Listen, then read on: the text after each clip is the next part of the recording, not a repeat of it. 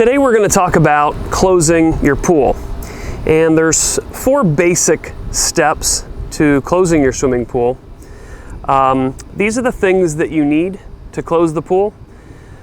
In no particular order, we've got an air blower. If you don't have an air blower, a shop vac will suffice. You're going to need winterization kits. Depending on the volume of your pool, 1 or 2. Each kit typically is good for 10 to 15,000 gallons. These are good for 12,000 gallons each kit. You're going to need a blowout gizmo for your skimmer.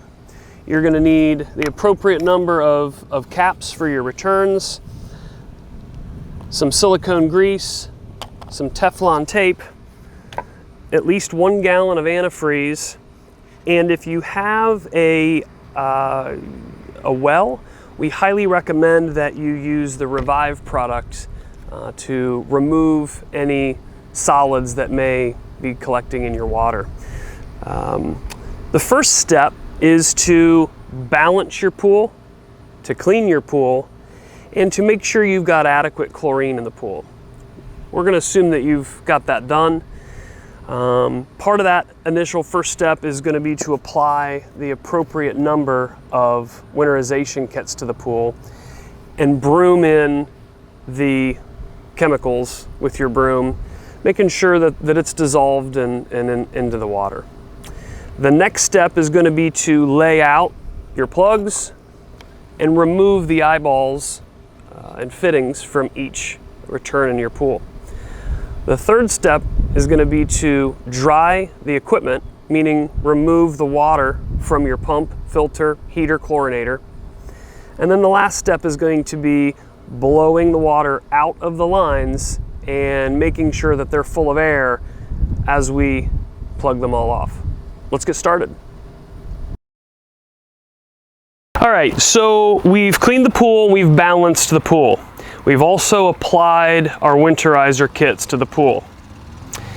Next, we're pulling out our returns. I've removed the eyeball here from this step bubbler, as well as the returns. And I've left a plug there next to each return so it's ready to go when we blow the lines. This eyeball's already out. And then we're going to prep our skimmer and install the gizmo.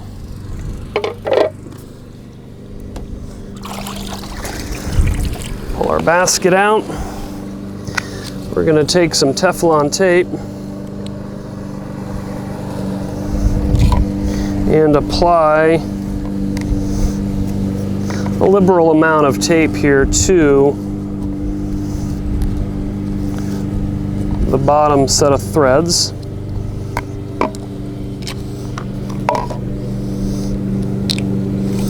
And then apply some silicone grease. And we're going to remove this plug from the top and gently screw it into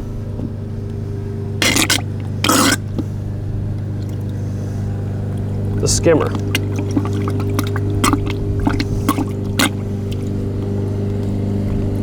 Now you want to be careful not to cross the threads, and remember it is plastic, so once you feel that the threads are tight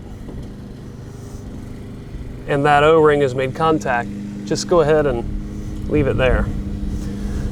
Now we are ready to dry the pad and clear the line, so we're going to head over to the pump now. Now we're back at the pad. I've turned the pump off. The next thing that I'm going to go ahead and do is open up the bleeder valve to allow the pump to drain.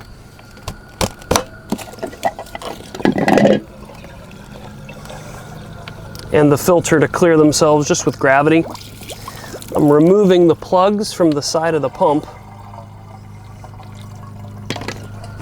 And then I'm going to turn our diverter valve to keep any dirt that's in the filter canister from going back to the pool. We don't want to deal with that in the springtime.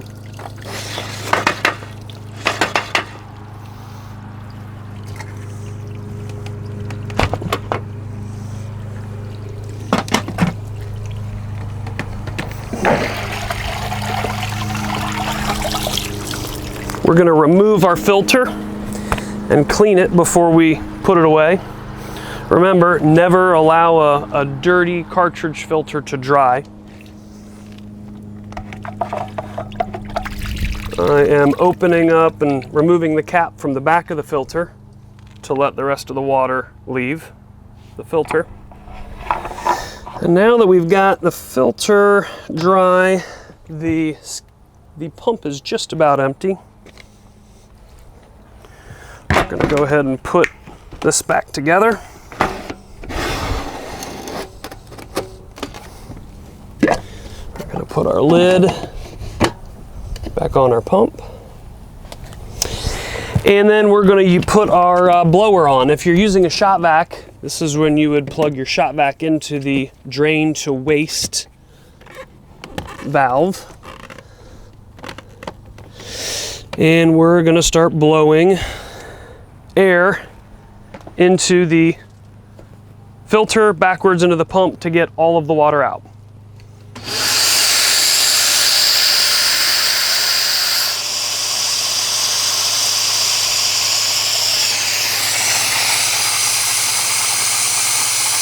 Once the water is no longer coming out of the pump, we're going to put the plugs back in.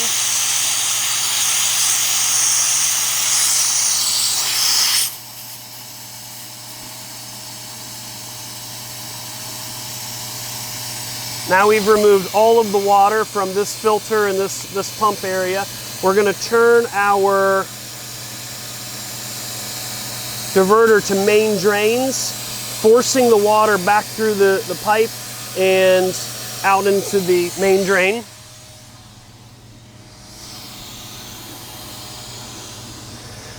We've got air bubbles coming out of the drains, and we're going to airlock that pipe. And we do that by turning the main drain valve off while we're blowing air. And that's going to hold the water out of that line. Now I'm turning the diverter valve to skimmer, and we're blowing all of the water out of the skimmer line and through the gizmo.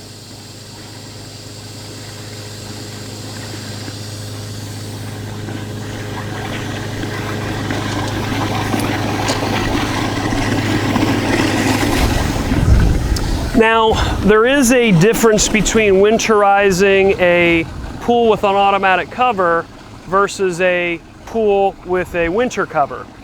An automatic cover needs to be supported, and so that means we're not lowering the water level on the pool. The skimmer stays full, the pool stays at normal operating level, but we still need to blow out the skimmer line. And in most cases, water at the normal operating level with a gizmo is still going to be higher than the gizmo. And so we're going to use a funnel to basically extend the height of that gizmo and allow us to get antifreeze in without water getting back into that line.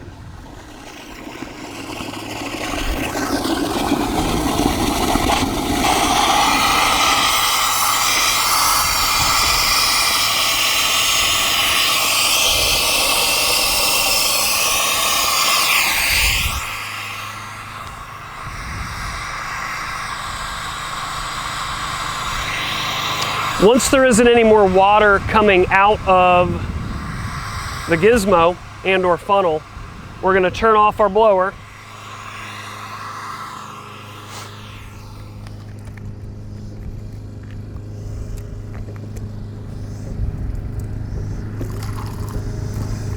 And we're going to pour antifreeze into that gizmo. That's going to protect the gizmo and the plumbing around the skimmer. And in the event that we do have a seal failure or ice bumps something and causes it to let go, we've got antifreeze in here, which has basically given us a additional layer of protection.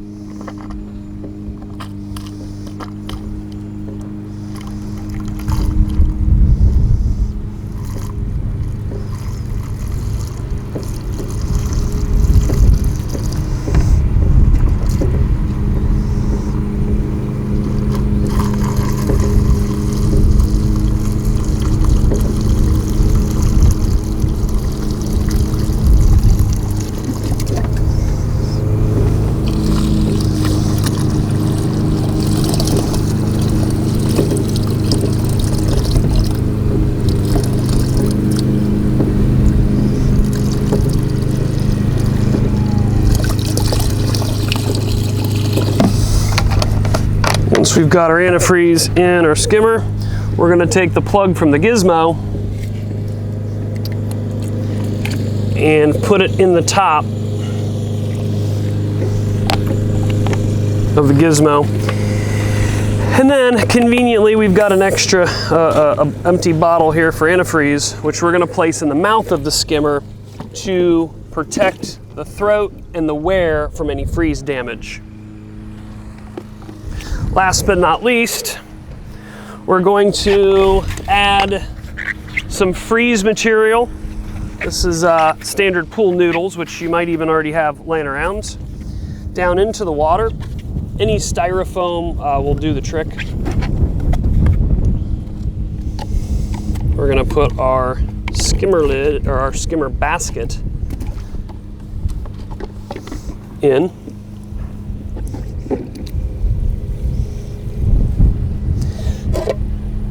Then our lid goes in and locks to hold that foam in place. And now our skimmer is winterized. Next, we're going to go ahead and do the return lines. So we're back at the equipment pad. We've winterized the skimmer and we can put a done stamp on the skimmer. We're going to go ahead and turn the valve off for that skimmer line to airlock it as well, just as a precautionary measure. And then we're going to turn our drain to waste valve, which is currently pointed in and is supplying the suction side of the system. We're going to turn it 180 degrees so that our air is going into the heater and into the salt and into the return lines. So there's that turn, and I'm going to go ahead and turn on the blower. And now we're blowing air through our heater, through our chlorination system. We're blowing all that water out and back to the pool.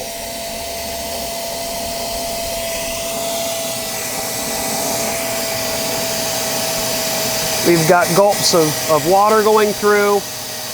As your shot back or your blower decreases in RPMs, that's usually an indication that most of the water is leaving, and we're then pushing air through the lines and back to the pool.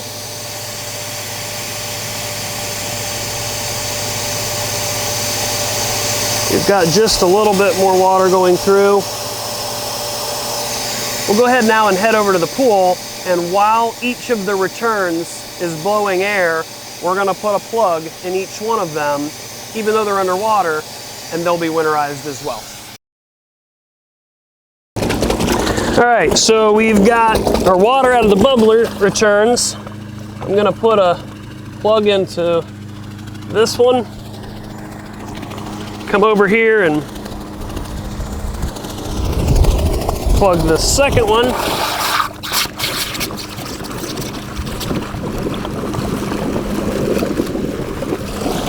And as luck would have it, our other two returns are now ready.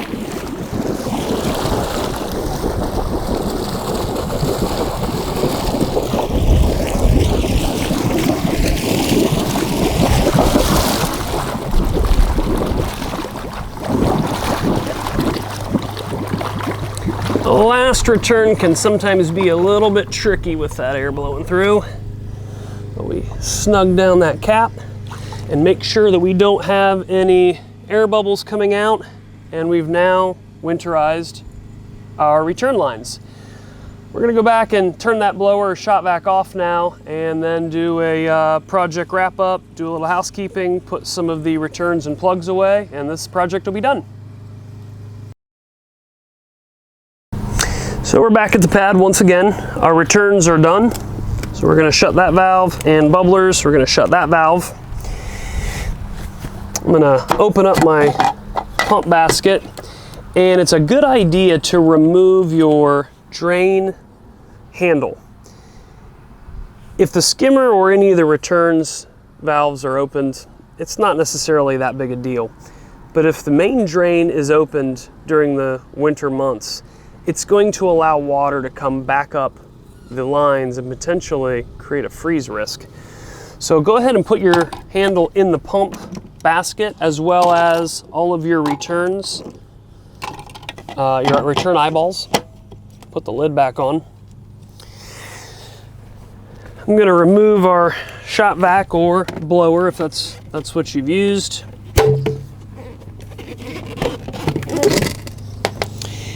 And if it was necessary to remove the stop pins from your drain to waste, go ahead and put those back in. Right 90 is typically what that's going to need to be positioned at. And last but not least here, we're going to inspect our salt cell for the season.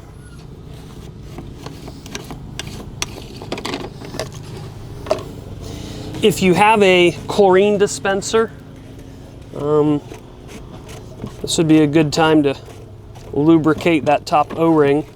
You're going to want to get rid of that chlorine, any remaining chlorine as well.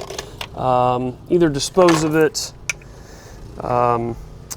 in the garbage, or make yourself a floater out of perhaps a water bottle with some holes and just let that float around the pool. On the salt cell, what I'm looking for here is any white calcium scale on the fins, and there is none here. We're in good shape. Our screen's clean.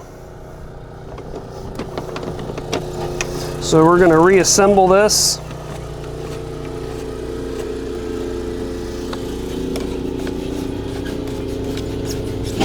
And tighten down our unions.